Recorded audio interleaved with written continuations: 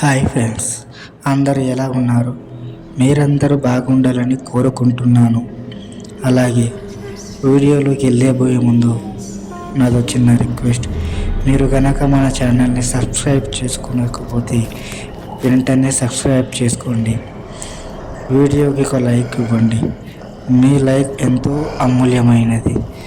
మీ like అనేది మరో video చేయడానికి నాకు బూస్ట్ అప్గా పనిచేస్తుంది. దయచేసి వీడియోకి ఒక లైక్, మీకు ఎలా అనిపించిందో మీ కామెంట్ రూపంలో తెలియజేయండి. ఇక స్టోరీలోకి వెళ్దాం.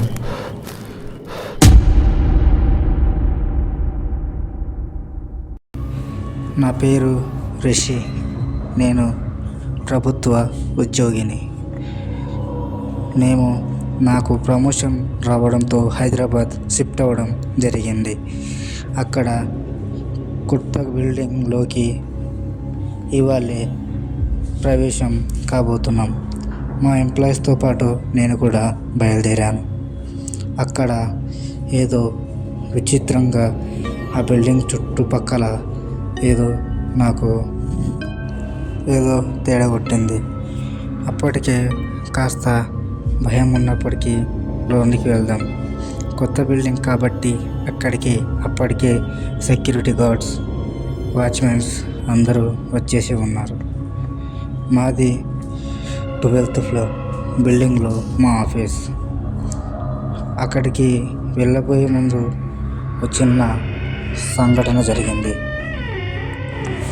10th ఫ్లోర్లో ఆటోమేటిక్ లిఫ్ట్ ఓపెన్ అయింది. ఒక 30 సెకండ్స్ వరకు అలాగే ఓపెన్ అయి ఉంది. తర్వాత క్లోజ్ అయ్యి 12th ఫ్లోర్లో ఆగింది. ఏంటిది ఇలా ఆగింది అనుకుంటూ కొంచెం కంగారుగానే ఆఫీస్లోకి వెళ్ళాను. అప్పటికే మా ఫ్రెండ్ అయిన రాకేష్, కాస్త ఆలస్యంగా వస్తున్నాను, నాకు కూడా నీ పక్కనే మంచి టేబుల్ సెలెక్ట్ చేసి పెట్టు అని అన్నాడు. కొత్త ఆఫీస్ కాబట్టి ఎవరి టేబుల్ వాళ్ళకి సెలెక్ట్ చేసుకోవడం కుదరదు. మేనేజర్ చెప్పినట్టే తీసుకోవాలి. అలానే ఆయన చెప్పినట్టు తీసుకున్నాం. నాకు రాకేష్కి పక్కనే టేబుల్ దొరికింది. ఇక నేను రాకేష్కి కాల్ చేసి చెప్పాను, రాకేష్, ఇద్దరికి టేబుల్స్ పక్కనే దొరికాయి, వచ్చేసాయి అని. మా యొక్క సిస్టమ్స్ ఆన్ చేసుకున్నాము. ఇక వర్క్ స్టార్ట్ చేస్తూ అలా కొన్ని రోజులు గడిచాయి. ఒకరోజు రాకేష్, నేను కాస్త లేటుగా ఇంటికి బయలుదేరే ముందు లిఫ్ట్ దగ్గరికి వెళ్ళాం. అక్కడ రాకేష్ గ్రౌండ్ ఫ్లోర్ వచ్చాడు. మేము వెళుతున్న సమయంలో ఆ రోజు ఆగినట్టుగా అకస్మాత్తుగా మళ్ళీ 10th ఫ్లోర్లో లిఫ్ట్ ఆగింది. రాకేష్ నన్ను కోపంగా చూస్తూ, ఎందుకు ఎటకారమ్మా, ఇప్పటికే చాలా ఆలస్యమైంది, ఇంటికి వెళ్ళాలి, నువ్వు నాతో ఆట పట్టిస్తున్నావా, లిఫ్ట్తో 10th ఫ్లోర్ ఎందుకు నొక్కావు అని నా దగ్గర గొడవకు దిగాడు. నేను ఎక్కడ నొక్కాను, అది ఫస్ట్ డే కూడా అలాగే ఆగింది అని చెప్పాను. లేదు, బయట ఎవడో ఉండి మనల్ని ఆట పట్టిస్తున్నాడని రాకేష్ లిఫ్ట్లోంచి బయటికి వచ్చాడు. రాకేష్ అలా లిఫ్ట్ బయటికి వచ్చి చూస్తే ఎవరు కనిపించలేదు. ఇంకాస్త ముందుకెళ్ళాడు. అక్కడ ఒక క్యాబిన్ లాంటిది ఎదురయ్యింది. లోపలికి వెళ్దామని ప్రయత్నించాడు. నేను అడ్డుకుని, రాకేష్ వెళ్దాంరా, మనకు సమయం లేదు, తొందరగా రూమ్కి వెళ్దాం అని చెప్పాను. నేను రాకేష్ ఒకే రూమ్లో ఉండటం వల్ల తన బైక్ తీసుకురాలేడు. నా బండి మీదే ఇద్దరం వస్తూ ఉండేవాళ్ళం. అలా ఒకరోజు మళ్ళీ ఆఫీస్కి వెళ్ళాం. మళ్ళీ 10th ఫ్లోర్లో లిఫ్ట్ ఆగింది. అప్పుడు అక్కడ కొన్ని వస్తువులు పడ్డాయి. వాటిని రాకేష్ కాలితో తన్ని ముందుకు వెళ్ళి, రేయ్, ఎవడ్రా ఇలా ఆట పట్టిస్తున్నారు? నాకు తెలుసు, రోహిత్ నువ్వే కదా అని అన్నాడు. అక్కడ ఎవరు పలకలేదు. వాడు లోనికి వచ్చి, రే రిషి, ఇది పక్క ఆ రోహిత్ గాడి పని. ఎప్పుడు అక్కడ మనం పాత ఆఫీస్లో ఉండగా వాడే ఆట పట్టించేవాడు. ఇక్కడ కూడా ఆ విధవే ఆట పట్టిస్తున్నాడని రోహిత్ని ఏదో తన ఒక దయ్యంలాగా భావించి తిడుతూ ఉన్నాడు. ఆ మాటలన్నీ మా ఇద్దరికి తప్ప ఇంకెవరికి వినిపించట్లేదు. అంత నిశ్శబ్దం. బిల్డింగ్ మొత్తం ఎంటీగా ఉండటం వల్ల రాకేష్ తిట్టే తిట్లన్నీ మాకే రివర్స్గా చాలా గంభీరంగా వినిపించసాగాయి. ఆ మాటల మధ్యన ఏదో ఇంకో కొంచెం భయంకర శబ్దాలు కూడా వచ్చాయి. నాకు కొంచెం భయంగా అనిపించి, రాకేష్ ఇక్కడి నుంచి వెళ్దాం పదా అన్నాను. వాడు, నువ్వు ఇంత భయపడితే ఎలారా అంటూ ఇంకాస్త ధైర్యం చేసి ముందుకు వెళ్ళి, అరే రోహిత్, బయటికి వెళ్ళని అక్కడున్న ఒక డోర్ బద్దలు కొట్టడానికి ట్రై చేశాడు. ఎంతసేపటికి ఆ డోర్ బద్దలవ్వడం కాలేదు. ఇక వాడి వల్ల కాదని వెనక్కి వచ్చేసాడు. ఇద్దరం ఇంటికి వెళ్ళాం. కొన్ని రోజులు బాగానే వరకు అంతా చేశాం. ఉన్న బలంగా ఏమైందో, రోహిత్ డ్రైవింగ్ చేస్తూ ఉండగా బైక్ మీద నుంచి కింద పడ్డాం. డివైడర్ కనిపించడం లేదు అని చెప్పాడు. చూసుకొని నడపొచ్చు కదా రాకేష్ అన్నాను. రాకేష్కు కాస్త లెగ్ ఇంజ్యూర్ అయింది. సరే, నువ్వు రెస్ట్ తీసుకో, నేను వెళ్తా ఆఫీస్కి అని వెళ్ళాను. సాయంత్రమే రూమ్కి వెళ్ళి చూడగా వాడు స్పృహలో లేడు. రాకేష్, ఏదైనా తిన్నావా అని అడిగాను. ఇంతప్పటికీ రాకేష్ ఏం మాట్లాడలేదు. రే రాకేష్, ఏమైందిరా అన్నాను. వాడు కళ్ళు తెరవటం లేదు. దగ్గరికి వెళ్ళి గట్టిగా తట్టి మొహం మీద నీళ్లు చల్లేసరికి వాడు లేచి, ఏంట్రా ఇంకా ఆఫీస్కి వెళ్ళలేదా అని అన్నాడు. వాడు నేను కొంచెం విచిత్రంగా చూసి, ఏమైందిరా నీకు? నేను ఆఫీస్కి వెళ్ళి ఇప్పుడే వస్తుంటే మళ్ళీ ఆఫీస్కి వెళ్ళలేదా అంటావు? అవునా, అదేంటి మరి నాకు ఇంకా నువ్వు ఇప్పుడు ఇక్కడే ఉన్నావులా అన్న అనిపిస్తుంది అని అన్నాడు. నాకు కొంచెం కంగారు చేసి, ఏమైందిరా నీకు అని గట్టిగా అరిచాను. అప్పుడు రాకేష్, ఏం లేదు మామ, నేను జస్ట్ ఆట పట్టించాను అన్నాను.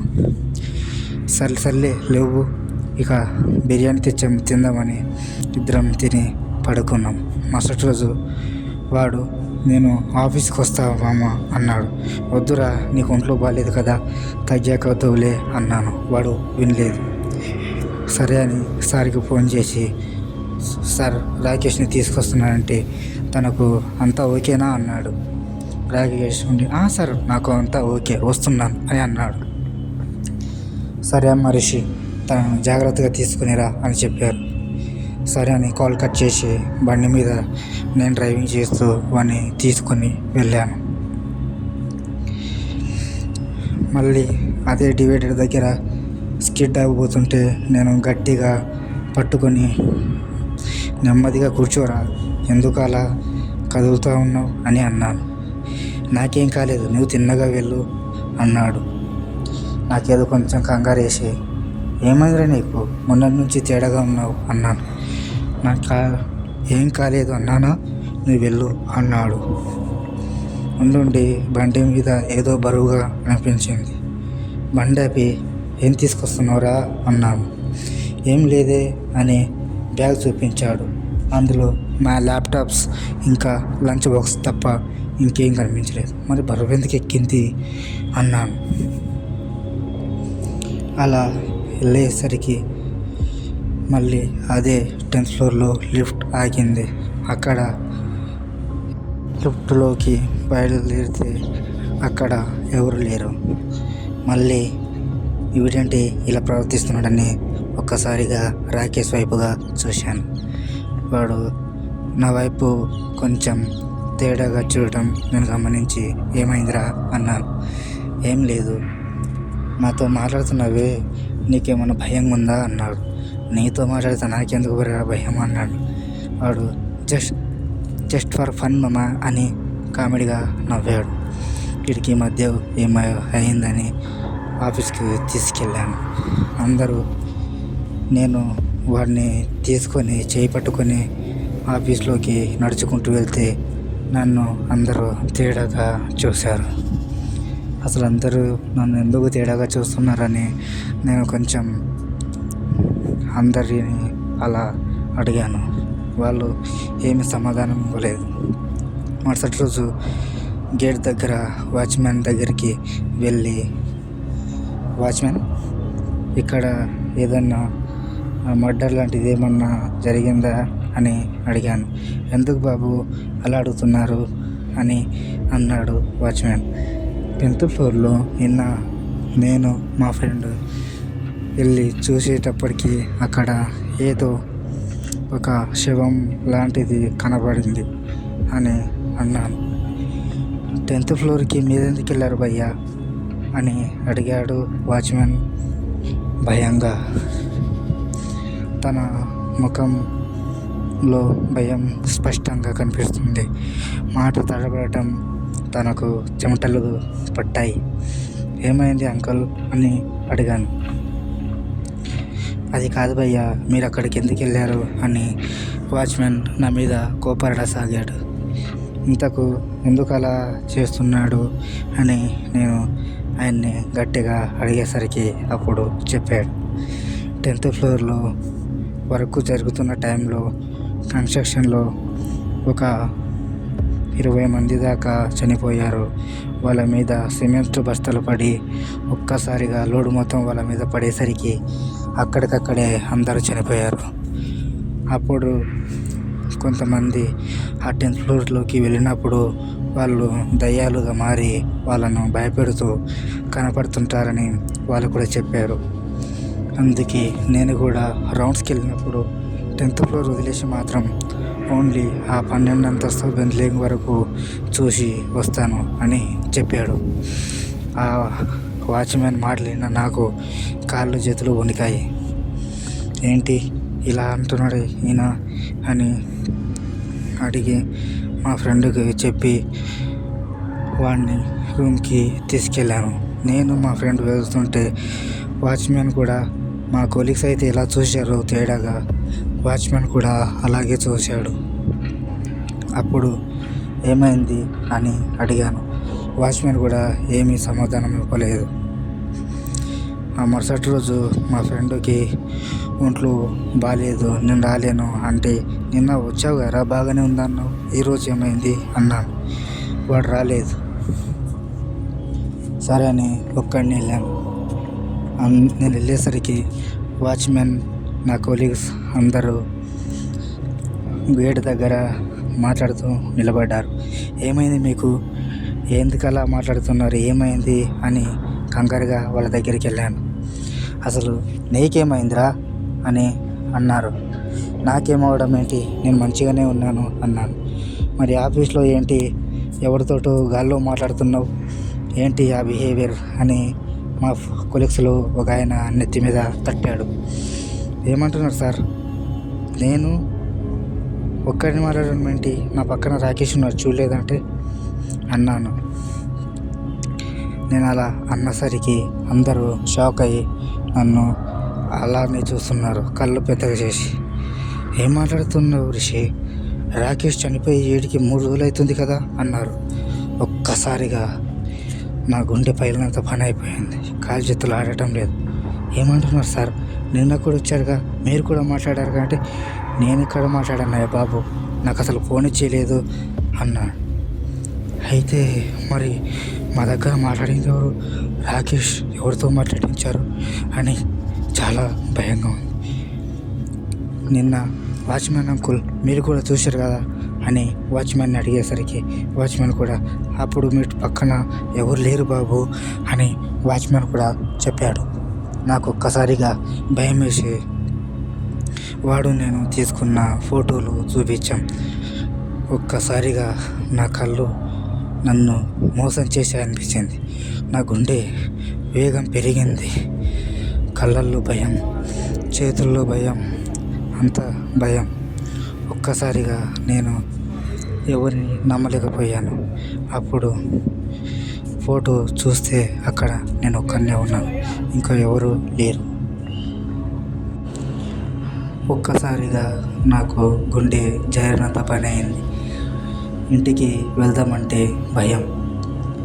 అలానే మా ఆఫీస్ కొలీగ్స్లో ఒకడైన రాజుని నా వెంబడి తీసుకెళ్ళాను. రూమ్ డోర్ ఓపెన్ చేసి ఉంది. లోనికి వెళ్ళి చూసేసరికి అక్కడ రాకేష్ లేడు. ఏంటా అని ఆ రోజు యాక్సిడెంట్ అయిన తర్వాత రాజుని నేను ఆ హాస్పిటల్కి వెళ్ళాను. ఆ రోజు యాక్సిడెంట్ అయిన తర్వాత రాకేష్ని జాయిన్ చేసిన హాస్పిటల్కి వెళ్ళి డాక్టర్ని అడిగితే, మీ ఫ్రెండ్ డెడ్ బాడీ ఇక్కడ ఉంది, మరుసటి రోజు నుంచి మీరు కనపడలేదు, మీకేమైందని ఎతకసాగాం సార్, ఎక్కడికి వెళ్ళారు, అయినా డెడ్ బాడీని ఇక్కడ వదిలేసి వెళ్ళిపోయారే, మీరు కాల్ చేస్తే కాల్ అటెండ్ చేయట్లేదు మీరు అని చెప్పారు. వెళ్ళి చూస్తే రాకేష్ డెడ్ బాడీ అక్కడే ఉంది. అయితే నాకు ఇప్పుడు కొన్ని క్వశ్చన్స్ వెంబడిస్తున్నాయి. రాకేష్ చనిపోతే ఇన్ని రోజులు నా వెంబడి తిరిగింది ఎవరు, నాతో ఉంది ఎవరు, నాతో మాట్లాడింది ఎవరు, నాతో అలా గడిపింది ఎవరు, అసలు ఆ 10th ఫ్లోర్కి, నా యాక్సిడెంట్కి, ఆ దెయ్యాలకి ఏంటి సంబంధం అని ఒకటి ప్రశ్నలు నన్ను వెంబడిస్తున్నాయి. ఒక్కదానికి కూడా సమాధానం దొరకలేదు. ఇప్పటికీ అది జరిగి 3 నెలలు అవుతోంది. ఈ వీడియో కనుక మీకు నచ్చినట్టయితే వీడియోకు ఒక లైక్ ఇచ్చి మన ఛానల్ని సబ్స్క్రైబ్ చేసుకోండి. మరో వీడియోతో మళ్ళీ కలుద్దాం. అంతవరకు బాయ్.